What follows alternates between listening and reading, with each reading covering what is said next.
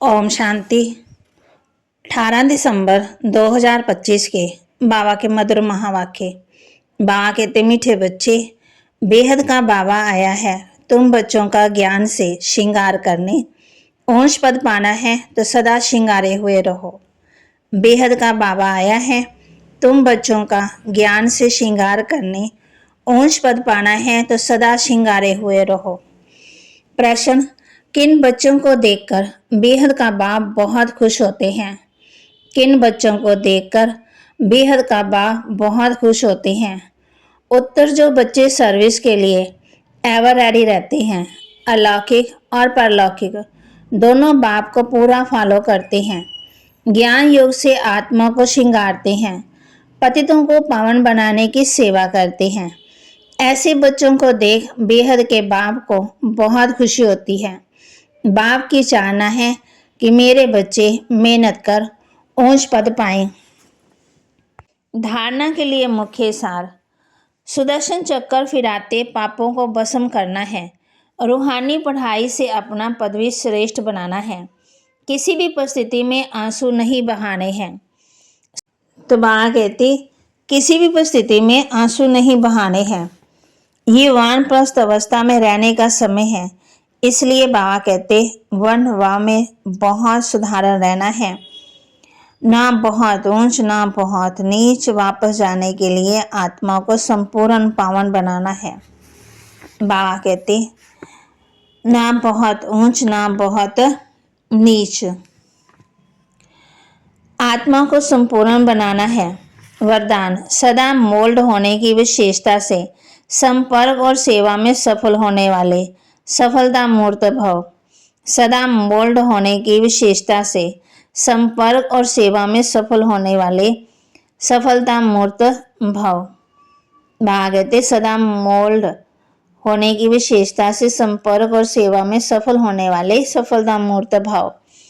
जिन बच्चों में स्वयं को मोल्ड करने की विशेषता है, वह सहज ही गोल्डन एज की स्टेज तक पहुंच सकते हैं। जैसा समय, जैसे सर्कमस्टांस, उसी अनुसार अपनी धारणाओं को प्रत्यक्ष करने के लिए मोल्ड होना पड़ता है। मोल्ड होने वाले ही रियल गोल्ड हैं।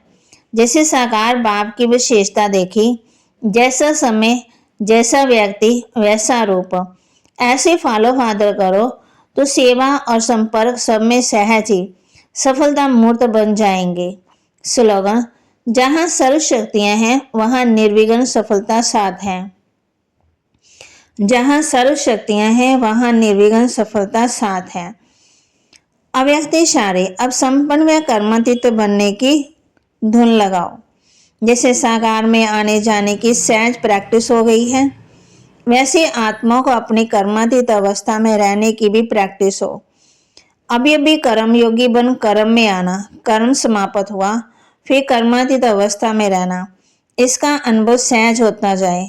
सदा लक्ष्य रहे कि कर्मातीत अवस्था में रहना है। निमित्त मात्र कर्म करने के लिए कर्म योगी बने, फिर कर्मातीत। कर्म करते हुए भी बाप की याद, जितना याद करते रहेंगे उतनी बाप की याद। आज बाबा बच्चों को सुदर्शन चक्र फिराते पापों को भस्म करना सिखाते हैं। रूहानी पढ़ाई से अपना पदवी लेना है, श्रेष्ठ बनाना है। किसी भी परिस्थिति में आंसू नहीं बहाने हैं। ये वानप्रस्थ अवस्था में रहने का समय है।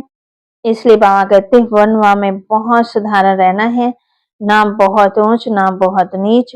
वापस जाने के लिए आत्मा को संपूर्ण पावन बनाना है। फिर बाबा ने हम बच्चों को ये भी कहा कि जहाँ सर्व शक्तियां हैं वहां निर्विघ्न सफलता साथ है ही। बाप तो बच्चों को सब राज अच्छी रीति समझाते रहते हैं। बाबा ने हम बच्चों को ये भी कहा है कि इतनी छोटी सी आत्मा कैसे पाठ बजाती है ही बना बनाया। इनको कहा जाता है अनादि अविनाशी वर्ल्ड ड्रामा। ड्रामा फिरता ही रहता है, इसमें संशय की कोई बात नहीं है।